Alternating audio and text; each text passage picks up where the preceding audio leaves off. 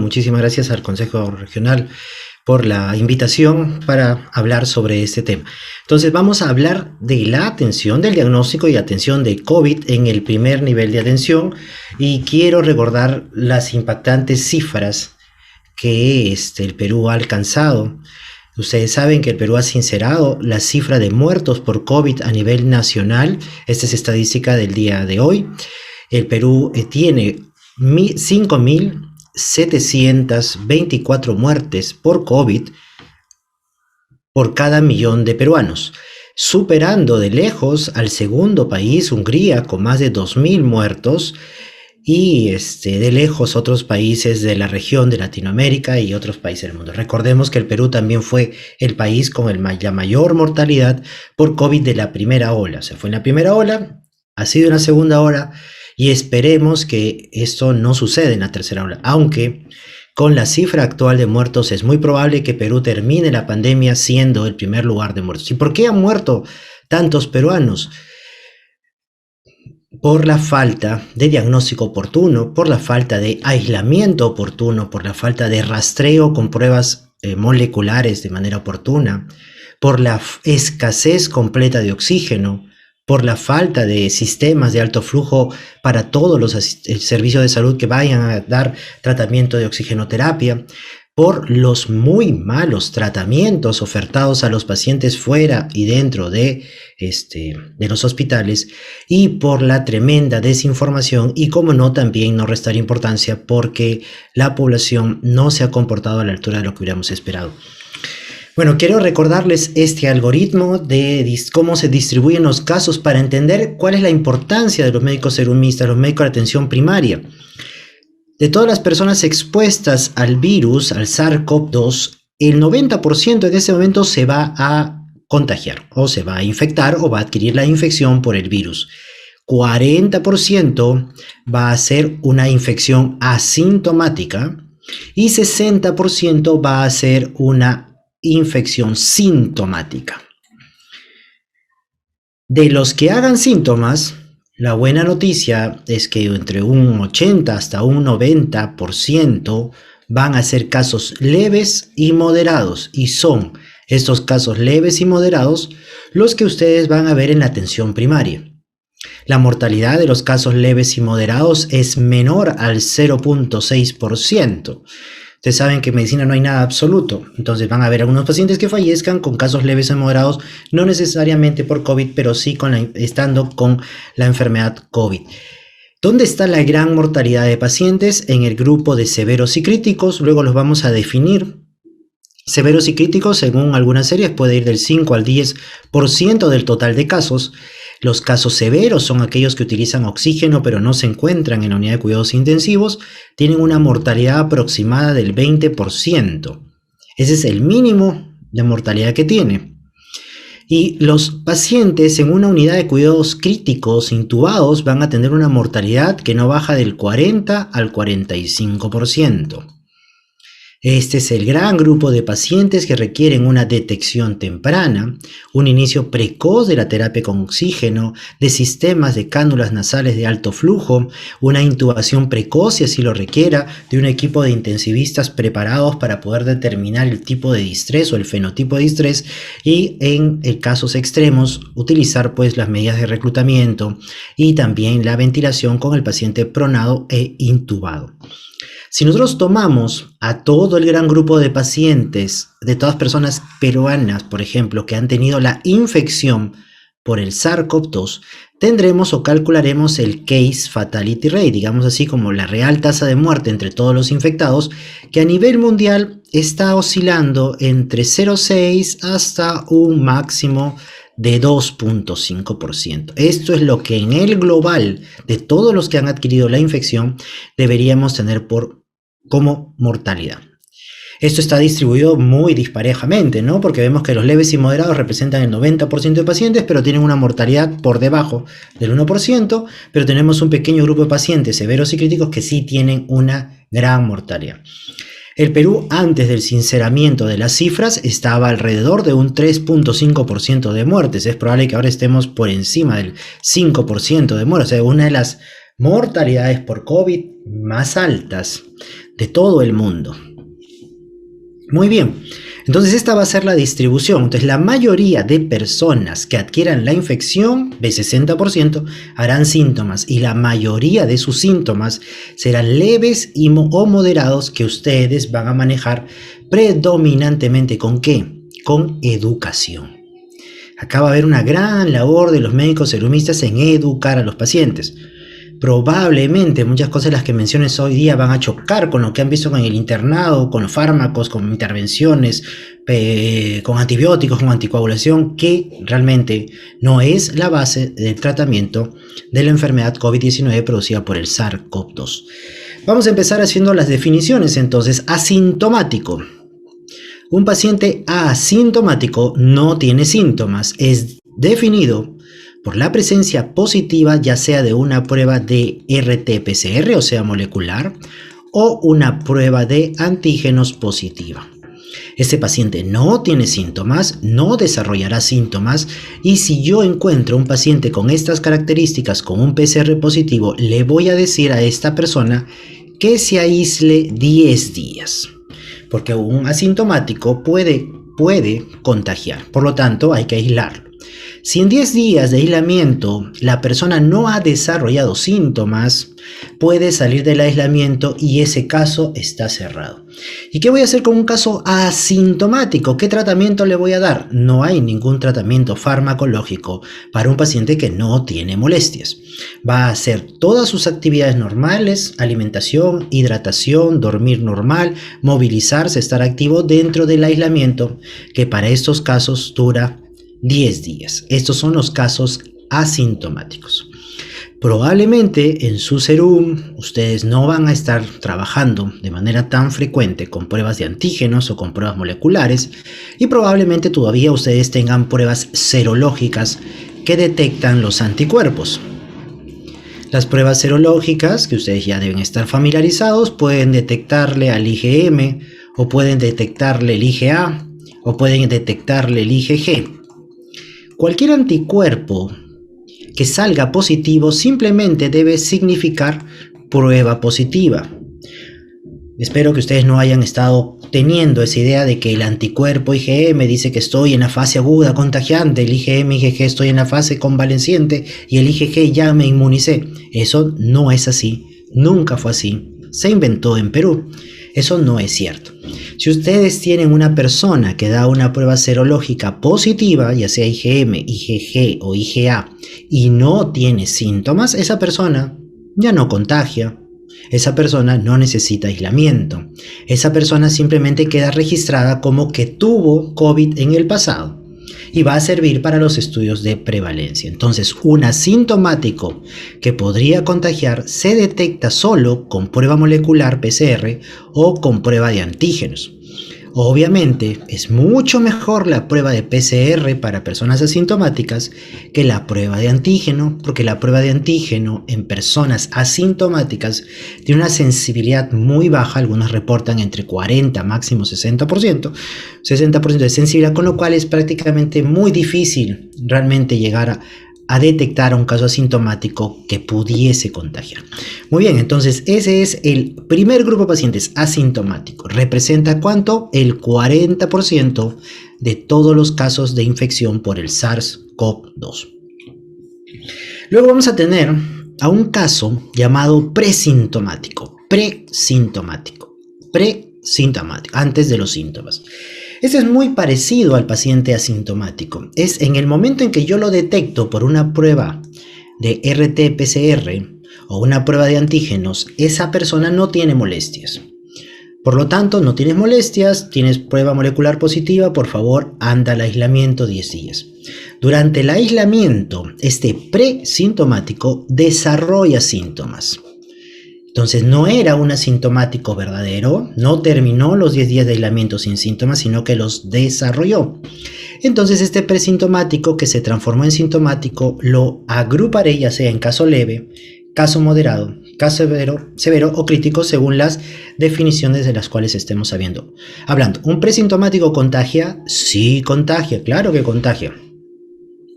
Recuerden que en esta enfermedad van a haber dos etapas por lo menos. el periodo de incubación en que la persona no tiene síntomas y el periodo de la enfermedad aguda donde el paciente o la persona tiene síntomas. Cuando yo aíslo a una persona que ha estado en contacto con un caso positivo de COVID, el nombre real es cuarentena. Lo mando a cuarentena para saber o observar si desarrolla o no desarrolla síntomas. En cambio, cuando yo tengo un paciente con síntomas, yo lo mando a aislamiento porque sé que ese paciente está contagiando. Pero esta enfermedad tiene algo muy importante. 2 a 3 días antes del inicio de los síntomas, ya la persona está contagiando. O sea, el periodo de contagiosidad es previo al inicio de los síntomas. Por eso, ante un paciente positivo en una prueba sin síntomas, lo debo aislar porque puede desarrollar síntomas y si yo no le hubiese dicho que se aísle, ha estado contagiando 2 a 3 días antes de que manifestara las molestias. Muy bien, ese es el presintomático. Luego vamos a tener a los pacientes que desarrollen un cuadro leve de COVID. El cuadro leve de COVID es aquel paciente que tiene síntomas respiratorios de la vía aérea superior. O sea, va a tener congestión nasal, dolor de garganta, carraspera, probable flema, todo ubicado en la parte superior de la vía respiratoria. Puede tener muchísimos síntomas más, claro, puede tener malestar general, fiebre persistente, dolor articular, dolores musculares, diarrea, se le cae el cabello, lesiones en la piel, lesiones en la lengua, se le subió la presión arterial, se perdió el control de la glicemia, perdió el olfato, perdió el gusto, sí, perfecto. Pero ¿dónde están los síntomas respiratorios en el caso leve? En la vía aérea superior. Por lo tanto, un paciente con una infección respiratoria del tracto superior tendrá saturación normal y tendrá frecuencia respiratoria normal porque no está afectado el pulmón. Si yo examino a una ocultación en la parte pulmonar, no encontraré signos de infección pulmonar porque todo debe estar arriba. Y si de casualidad por ahí a alguien se le ocurriese tomarle una radiografía, un caso leve, no habrá lesiones pulmonares vistas por radiografía o tomografía. Ese es el caso leve. ¿Cómo voy a estar seguro de que un paciente es un caso leve? Porque voy a controlarlo, monitorizarlo o telemonitorizarlo o llamarlo por teléfono durante un periodo aproximado de 21 días, que es lo que dura la enfermedad aguda. Si durante 21 días esta persona mantiene una saturación normal, una frecuencia respiratoria normal, esta persona es un caso leve. ¿Puede tener un montón de molestias? Sí, claro que sí, le duele la cabeza, dolor muscular, articulares, se le cae el pelo, no, le duele el pecho, le duele la espalda, siente opresión. ¿Cómo está tu saturación? Normal. ¿Cómo está tu frecuencia respiratoria? Normal. ¿Te ausculto los pulmones? ¿No hay ningún signo patológico? Leve. Caso moderado. Caso moderado es una persona que tiene COVID, pero que muestra, ya sea por sintomatología o por signología, una infección de las vías respiratorias bajas. Es decir, un caso moderado tiene una neumonía. ¿Es una neumonía de qué origen? Viral. ¿Producida por quién? Por el SARS-CoV-2. Esta persona, este caso moderado, tiene una saturación de 94% para arriba y la frecuencia respiratoria puede haber aumentado, pero se mantiene por debajo de 30 por minuto. Entonces, ¿cómo ubicaré? ¿Cómo sabré que esta persona es moderado, caso moderado? Porque voy a seguirla, telemonitorizarla, conversarla, educarla, pedirle que todos los días evalúe la saturación por lo menos 3 a 4 veces, que mida la saturación en su dedo medio de la mano derecha, su dedo medio de la mano izquierda, que saque un promedio diario, y si el promedio diario durante los 21 días que dura la enfermedad aguda sigue estando por arriba de 94 y su frecuencia respiratoria menor de 30, este paciente tiene un COVID moderado. Si por ahí le tomaron una radiografía al COVID moderado y la radiografía muestra lesiones pulmonares, pero su saturación es de 94 para arriba, moderado. Si le hicieron una tomografía, por ahí alguien se mandó demasiado y tomó una tomografía y ve que hay lesiones pulmonares, pero satura 94 para arriba, moderado. Y estos son los casos que ustedes van a ver. Estos son los que representan el 90% de todos los casos sintomáticos, leves y moderados. Recuerden que esta enfermedad se clasifica desde el punto de vista respiratorio. La afectación respiratoria es lo que da el grado de severidad de la enfermedad. Puedo tener un montón de síntomas, pero si la saturación es normal y no tengo signos de infección respiratoria baja, leve. Puedo tener un montón de síntomas, pero mi saturación es 94 para arriba y tengo signología de una infección pulmonar, soy moderado. Y me voy a curar solo. Acá el tratamiento es manejo de los síntomas de manera condicional. Caso leve, caso moderado. Entonces, leve y moderado, que también para algunas sociedades internacionales son llamados casos no severos, son de manejo ambulatorio. Ustedes dirán, ¿se puede manejar una neumonía ambulatoria? Claro, ustedes recordarán que existe unas clasificaciones de severidad como por ejemplo el CURB 65 o el CRB 65 o el CURS 80 o el FINE-PORT o el PSI, que te permite a una neumonía adquirida en la comunidad catalogarla entre si esta neumonía va al hospital o se maneja en casa. Es lo mismo aplicado en COVID. Un leve es una persona con una infección de las vías respiratorias altas que se maneja en casa. Un moderado es un paciente con infección de las vías respiratorias bajas que se maneja en casa porque la frecuencia respiratoria está por debajo de 30 y porque la saturación es 94 para arriba. Esos son los leves y moderados. ¿Cuáles son las medidas generales? Recuerden decirle a las personas, a los pacientes, que sí van a contagiar. Leves y moderados contagian. El periodo máximo de contagiosidad es de 14 días. O sea, los primeros 14 días de los síntomas, esa persona está contagiando. Por lo tanto, esos primeros 14 días de la enfermedad aguda, la persona tiene que estar aislada y el aislamiento es unipersonal, no debe aislarse con otros pacientes. Pero la enfermedad aguda en total en los casos leves y moderados dura 21 días en promedio. 21 días la enfermedad aguda completa y de 21 días los primeros 14 son el aislamiento, porque ahí es donde se produce la transmisión. Volvamos a hacer un pequeño grafiquito para que ustedes puedan entender esto nuevamente. Ustedes tienen que determinar algo muy importante en esta enfermedad. El día de inicio de síntomas, el día 0. Ustedes tienen que identificar qué día comenzaron los síntomas porque de ahí se cuenta todo en esta enfermedad. Ese día 0, el día que comienza el malestar, el día que comenzó la fiebre, el día que comenzó la congestión, el tos, el catarro, ahí ese identifiquen. Los primeros 14 días de la enfermedad son los días de transmisión de la enfermedad. Pero los 21 días son lo que dura la enfermedad aguda. Dijimos que esta enfermedad empieza a contagiar desde 2 a 3 días antes de los síntomas. Acá ya empezó la transmisión y la transmisión de la enfermedad es máxima en la primera semana. Ahí es donde se ha producido la mayor transmisión posible de la enfermedad. El periodo de incubación máximo es de 14 días, por eso es que la cuarentena dura 14 días. El promedio en la mayoría de personas de la incubación va a durar 7 días. ¿De acuerdo? Entonces eso es lo que tenemos que reconocer y avisar. Aislamiento. Hoy día, ¿cuándo comenzaron tus síntomas? Hoy. Entonces, mira, tu enfermedad va a durar 3 semanas. Puede ser un poco más, puede ser un poco menos. Tienes que quedarte aislado 14 días desde hoy. En estos 14 días de aislamiento, tú tienes que estar solo, aliméntate normal, come de todo lo que comes normalmente, hidrátate y toma todos los líquidos que debes tomar normalmente. Movilízate, no te quedes en cama, porque no necesitas estar en reposo absoluto. Levante, estira los brazos, respira, tira las piernas, haz un poquito de calistenia, de estiramientos. No necesitas dormir boca abajo porque no tienes insuficiencia respiratoria aguda.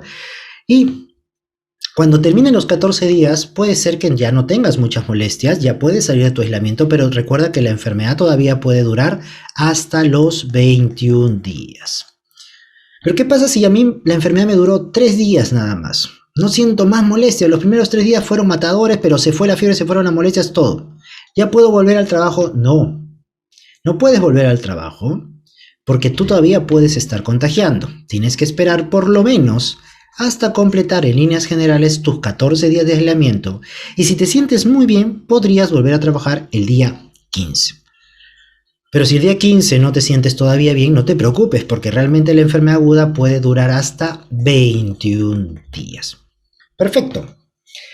Entonces hemos hablado de aislamiento, de medidas generales y definición. ¿Quién marca leve y moderado? La saturación y la frecuencia respiratoria. Si una persona tiene una saturación promedio de 94% para arriba con una frecuencia respiratoria menor de 30, esta persona está en el grado o leve o moderado de COVID y se va a curar solo. No requiere ningún tipo de intervención farmacológica pensando en el virus.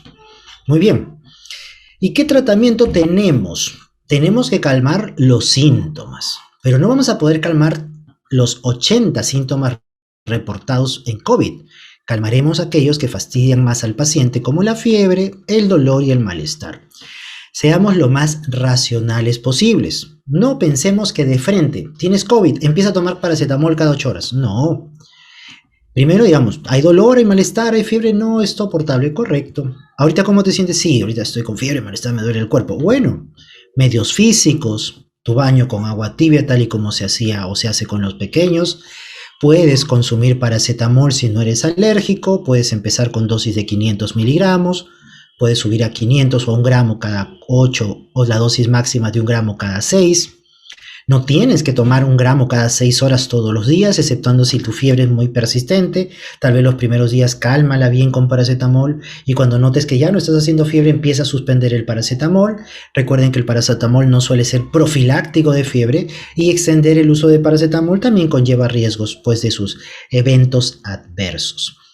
Pero ¿qué pasa si no tienes tanta fiebre, sino más dolor muscular o articular? Puedes usar algún antiinflamatorio no esteroideo, puede ser ibuprofeno, naproxeno, diclofenaco, ¿no? Lo que normalmente pueda consumir el paciente. De repente tiene experiencia y le va muy bien con ibuprofeno.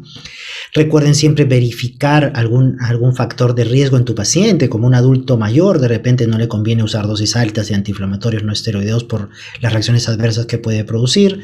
Recuerda no prolongar demasiado tiempo el uso de antiinflamatorios no esteroideos y recuerda también que los antiinflamatorios no esteroideos no son profilácticos de dolor o fiebre o malestar. En algunos casos extremos, en Perú todavía se usa metamizol, que podría ser de ayuda al paracetamol o a los AINES, si es que la fiebre es demasiado persistente. Pero mejor, antes de usar metamizol, recuerden en otros países que el metamizol está prohibido, utilicen medios físicos, baños tibios o fríos y un baño con agua tibia. La persona se puede bañar, por supuesto que se puede bañar. Al momento no se ha demostrado que el agua produzca neumonía ni pulmonía, como suelen decir, ni que el agua sea pues un problema para la salud. Sé que probablemente ustedes han escuchado de algunos colegas que a los pacientes le dicen no te bañes, ¿no? Yo no sé si el médico que dice no se baña el paciente será porque el médico de repente no se baña, pues no, entonces transmite con el ejemplo. Pero no, o sea, un paciente con leve, moderado, con fiebre o sin fiebre, se puede bañar cuando quiera bañarse y como sea su estilo de aseo habitual. Entonces estos son los sintomáticos que podemos dar de primera intención. ¿Puede producir tos el COVID? Sí. ¿Debo darle siempre a titusigio a una persona que tose? No. Recuerden que la tos es un reflejo adecuado, bueno, protector para movilizar secreciones. Entonces, lo primero que deben hacer ante una tos es mejorar la ingesta de líquidos. ¿Cuál es uno de los mejores antitusígenos y expectorantes? Los líquidos. Las infusiones con las cuales ustedes van a trabajar en algunas ciudades fuera de Lima son muy buenas para reducir la tos. Malvavisco, altea, el tomillo, eucalipto, pino. Si una persona le pregunta, doctor, ¿puedo tomar esto para parar mi tos? Claro, tu infusión de eucalipto, tu infusión de manzanilla, tu infusión de orégano. Evite que haga pues inhalaciones con aire, con esas infusiones muy calientes porque sí podría quemarse la vía aérea o lesionarse, ¿no? Entonces el mejor antitusígeno, una buena hidratación para que ayude a fluidificar muy bien, reduzca las secreciones y así disminuya la tos, o el uso de infusiones. Si no previene o no mejora, no disminuye la tos, no queremos cesar la tos. Recuerden que la tos es un reflejo adecuado. Recién pasaremos al uso de fármacos antitusígenos. Eviten al máximo la codeína. La codeína es un fármaco que deprime el centro vulvar, no es de primera elección, es demasiado potente, sedante y adictiva como para ser la primera fármaco que ustedes piensen cuando quieren calmar la tos. Una opción muy saludable, dextrometorfano, podrían utilizar la oxolamina o podrían usar la cloperastina, que tienen efectos tanto periféricos, pero para varias vías de acción que pueden reducir muy bien la tos. Reducir, no suspender ni abolir. Recuerden que los fármacos antitusígenos tampoco son profilácticos, así que no tenemos que darlos y darlos y darlos para evitar que tosen, ¿no? El paciente puede toser de vez en cuando. COVID-19 leve y moderado puede producir algo de hipersecreción o secreción, pero no es necesario nuevamente estarle quitando la secreción a los pacientes. Estimulen a que tosa y expectore, tosa y expectore. Y nuevamente, ¿cuál es el mejor mucolítico? El agua, la hidratación. Luego existen otros mucolíticos como la acetilcisteína muy repartida. ¿Qué paciente con COVID? Probablemente ustedes no han visto que no haya usado acetilcisteína. Pero no es necesaria la acetilcisteína siempre como mucolítico. Recuerden que lo primero es fluidificar con agua, con hidratación. Y recuerden que un efecto adverso muy frecuente de la acetilcisteína son los efectos gastrointestinales, o sea, la gastritis produce reflujo, produce ardor y puede producir incluso un evento adverso que es el broncoespasmo. Entonces, vayamos con calma con los mucolíticos. Ahora, si yo quiero que expectore, le doy mucolítico, no debería darle un antitusígeno, porque para que bote la flema tiene que toser. Tienen que pensar qué es lo que realmente quieren hacer con su paciente.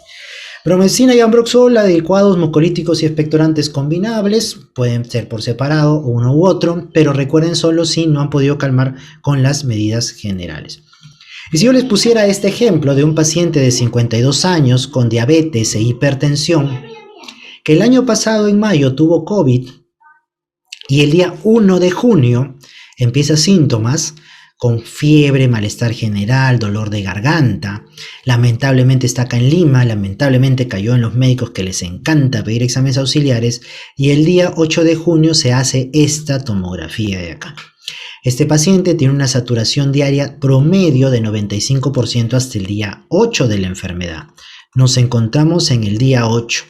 ¿Qué podría decir yo de este paciente? Primero que las lesiones son en parche, subpleurales de tipo virodeslustrado, multifocales, bilaterales a predominio basal, constituyendo lesiones compatibles con COVID en una escala conocida como el CORRATS 5.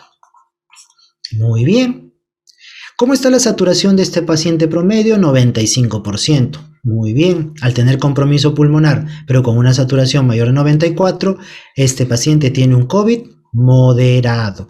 ¿Cuál va a ser el tratamiento del paciente COVID moderado? Le voy a decir, estás en tu día 8 de enfermedad, mantén tu aislamiento unipersonal hasta completar los 14 días. Recuerda que la enfermedad puede durar 21 días.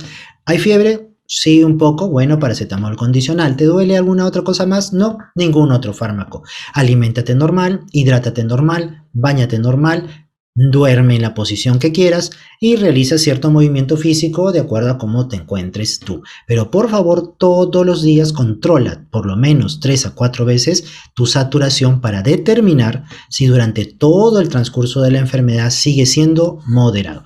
¿Me sirvió en algo la tomografía para yo decirle qué grado de COVID tenía? No, porque bastaba con la saturación. Tengo otro paciente que está en el día 8 de enfermedad también, tiene 98% de saturación, tiene 46 años sin comorbilidad y también cayó en la mano de los médicos que les encantan las pruebas auxiliares y se aprecian pequeños parches de virodeslustrados, subpleurales, redondeados, compatibles nuevamente con un CORRATS 5. ¿Qué grado de COVID tiene este paciente? Si solo hubiera visto la saturación, iba a ser leve, pero como le pidieron tomografía y me doy cuenta que hay compromiso pulmonar, entonces defino que es un caso moderado. Tratamiento, ninguno. Me va a dar antibióticos porque me ha dicho que tengo compromiso pulmonar, sí, pero es un compromiso viral. Tratamiento, antibiótico, no. Oxígeno, no. Corticoides, no. Anticoagulación, no. ¿Alguna medicación para el virus? No existe. Tengo fiebre, te calmaré la fiebre de acuerdo a cómo la mantengas. Me duele un poco el cuerpo, bueno, es tu reposo, aliméntate normal, hidrátate normal, báñate normal, duerme en la posición que quieras, mantén cierta actividad, controla tu saturación todos los días. ¿Me sirvió de algo la tomografía? No. Tengo otra paciente de 28 años que tiene sobrepeso.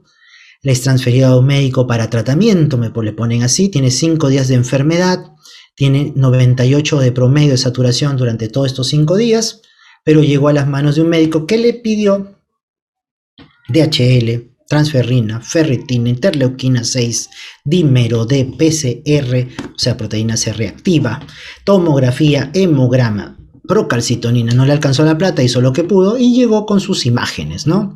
Nuevamente vemos la tomografía, redondeados, parchados, de vidrio, deslustrados, subpleurales, bilaterales, a predominio basal, y exactamente tienes una tomografía que no me iba a decir nada más de lo que ya sabía, CORRAT5, o sea, las lesiones son compatibles con lo que tú ya tienes diagnóstico de COVID-19. Tu saturación está en 98%, pero tienes lesiones pulmonares, es moderado. ¿Dónde te debo manejar? En tu casa, controlando la saturación y calmando los síntomas. Doctor, pero tengo un montón de exámenes. Sí, pues. Te digo lo que vas a tener en tu hemograma sin que me lo muestres. Y siempre les digo así a los pacientes. Estoy seguro, te apuesto que yo te doy todos los resultados de tus exámenes. Procalcitonina ligeramente elevada, dímero levemente elevado, PCR levemente elevado, tu hemograma con una ligera leucocitosis, con una neutrofilia y una linfopenia con monocitopenia. ¿Sí o no? Sí. ¿Qué va a hacer con eso? Nada, porque el tratamiento, porque primero, leve y moderado no tiene tratamiento, y segundo, porque todos estos cambios son parte del COVID y porque no se necesita ninguna prueba de hemograma o de tomografía para los casos cuando la saturación es 94% para arriba. Entonces, ¿qué no deben indicar ustedes? Si ustedes se dan cuenta hasta el momento, lo que ustedes han hecho es educar, explicar, decir cuánto dura el aislamiento y por qué, cuánto dura la enfermedad aguda y por qué, decirles que esta es una enfermedad que compromete las vías respiratorias, que es clasificada de acuerdo a la severidad de la enfermedad respiratoria, que basta con la frecuencia respiratoria y la saturación para diferenciar leves, moderados del grupo de severos y críticos. En estos pacientes leves y moderados no necesito ningún antibiótico ni fármaco adicional, solamente calmar los síntomas con lo mínimo necesario. Empezar con una buena hidratación, una adecuada alimentación, un aseo personal, una movilización y dormir en la posición que se necesite. Dormir como normalmente necesita. En la posición que normalmente se necesita. ¿De acuerdo? ¿Qué puede pasar? Y yo estoy seguro que una gran mortalidad de los pacientes con COVID en Perú se debe a lo que les voy a mostrar. ¿Qué no deben hacer ustedes en el serum? Si ustedes quieren terminar el serum sin haberse llevado con ustedes unas cuantas vidas, no den antibióticos.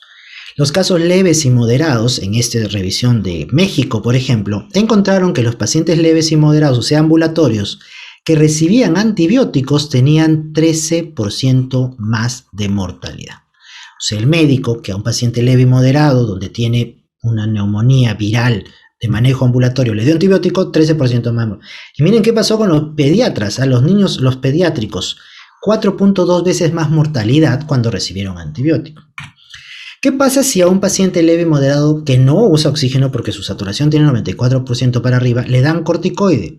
En el recovery aumentó la mortalidad 19%, pero ese es un solo ensayo clínico. En esta revisión sistemática, los pacientes que recibieron corticoide tuvieron un aumento de la mortalidad del 28%, o sea, un leve y moderado que no usa oxígeno y el médico le da corticoide, le aumenta la mortalidad en 28%. ¿Qué significa eso? Que el número necesario para hacer daño es 29. O sea, si un médico ha tratado unos 90 pacientes, él mató a 3. Por cada 30, 30 que le dio corticoide, el leve y moderado, 1 se lo llevó el médico. Si ustedes no quieren terminar el serum con esa estadística en su contra, no den corticoides a los leves y moderados que no están usando oxígeno porque no lo necesitan. Y los corticoides producen daño aun cuando son correctamente indicados. Esto es lo que sabemos todos, pero cuando el corticoide está correctamente indicado, el beneficio supera el riesgo. Pero si ustedes en un leve y moderado dan corticoide cuando no lo necesita a dosis de 40 miligramos de prednisona al día, ustedes le aumentan el riesgo al paciente de 5 veces de hacer sepsis, 4 veces de hacer tromboembolismo, 1.7 veces de tener una fractura con un tratamiento que solamente estamos hablando de 5 días de prednisona, por ejemplo. ¿Y qué pasa si hacen como normalmente se hace en los hospitales, ¿no? Seguro que ustedes en su internado han visto que llegaba el paciente y lo primero que le daban es, oye, ponle omeprazol endovenoso. ¿Por qué, doctor? ¿Tiene úlcera sangrante? No. ¿Por qué? Ah, para prevenir úlcera de estrés. Doctor, pero la úlcera de estrés no se previene con omeprazol. ¿Cómo que no se previene? No se previene. Bueno, si ustedes creen que porque el paciente está estresado, porque el paciente está con COVID o porque le han estado dando muchos fármacos, tienen que darle alguito para reducir la gastritis o evitar la úlcera por estrés y le dan un omeprazol, un lansoprazol, un pantoprazol, un esomeprazol, ustedes están aumentando de 2 a 3 veces el riesgo de que ese paciente le vaya peor. Entonces, ustedes pueden hacer mucho beneficio por los pacientes. Ustedes pueden educar a la población, indicarles que la gran mayoría, 90% de pacientes van a ser leves y moderados y que solo necesitan una adecuada educación, una buena control de la saturación, varias veces al día sacar promedio, que la enfermedad dura 21 días, que los primeros 14 días uno contagia, que uno debe buscar y rastrear a quién contagió a nuestro paciente y a quién contagió nuestro paciente en adelante y quién lo contagió a él, que ustedes deben evitar por todos los medios darle corticoides porque aumentan la mortalidad, antibióticos porque aumentan la mortalidad, tienen que evitar por todos los medios darles inhibidores de bomba de protones porque aumentan la gravedad del cuadro, no dar anticoagulación porque pueden sangrar por gusto sin ningún beneficio. Díganles que se bañen normalmente, que se hidraten normalmente, que se alimenten normalmente, que se movilicen porque se van a curar. Y ustedes van a identificar al gran grupo de pacientes, pequeño grupo de pacientes, ese 10%, que sí va a necesitar la intervención médica más importante en COVID, el oxígeno. Ustedes van a identificar a los pacientes que se encuentran en hipoxemia o en insuficiencia respiratoria aguda. Y de ahí viene la definición de COVID severo. Para COVID severo también necesito básicamente un pulso oxímetro. Si un pulso oxímetro me está indicando que el promedio diario de saturación de ese paciente es 93% para abajo, ese ya es severo. ¿He necesitado algún tipo de examen auxiliar para definir severo? No, pulso oxímetro. Y la otra parte de la definición es que tengo una frecuencia respiratoria mayor a 30 por minuto.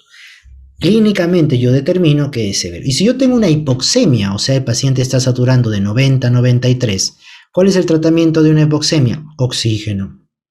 Y si mi paciente llegó con una saturación por debajo de 90, ¿eso cómo se llama? Insuficiencia respiratoria aguda. ¿Cuál es el tratamiento de la insuficiencia respiratoria aguda? Oxígeno. Si el paciente ha progresado y está con un síndrome de distrés respiratorio agudo, ¿cuál es el tratamiento del síndrome de distrés respiratorio agudo? Oxígeno con presión o gran cantidad de flujo. Eso es cómo se maneja el distrés. Por lo tanto, los casos severos, ¿ustedes cómo los van a identificar y diferenciar de los leves y moderados? Si su paciente que todos los días les reportaba saturación por encima de 94, ahora le dice, doctor, hoy día me he tomado varias veces la saturación y mi promedio es 93. Creo que tu enfermedad no era moderada, tu enfermedad era severa, tienes 93, comencemos con oxígeno porque estás en hipoxemia y esto puede frenar todo el proceso, evitar el trabajo respiratorio, reducir la inflamación. Perfecto, ¿cómo estás en frecuencia respiratoria? Estoy por 33 por minuto. Estás con 30 por encima y eso me está indicando que tienes un compromiso neumónico viral más severo, entonces necesito oxígeno. Entonces la principal intervención que ustedes harían de detectar un caso severo es el tratamiento con oxígeno. Por ejemplo, este es un caso para ya terminar. Este es un paciente que tiene 62 años, sin comorbilidades. Estas tomografías de arriba son tomadas en el día 2 de la enfermedad. Es súper gustoso de hacerse exámenes. Y el día 7 de los síntomas se hace un control de tomografía. El día 2 tiene una imagen parchada, redondeada, subpleural en virus deslustrado, compatible con una neumonía viral que en ese momento tenía una saturación por encima de 94 y hasta ahí parecía moderado. El seguimiento encontró que había un aumento de la frecuencia respiratoria, había una disminución de la saturación hasta 93%, se hace una tomografía y encuentra que las lesiones han aumentado, ahora se han transformado en crazy paving con vidrios de lustrado bilaterales compatibles con el diagnóstico de COVID. Este paciente no era moderado, sino que finalmente era un paciente con diagnóstico de severo.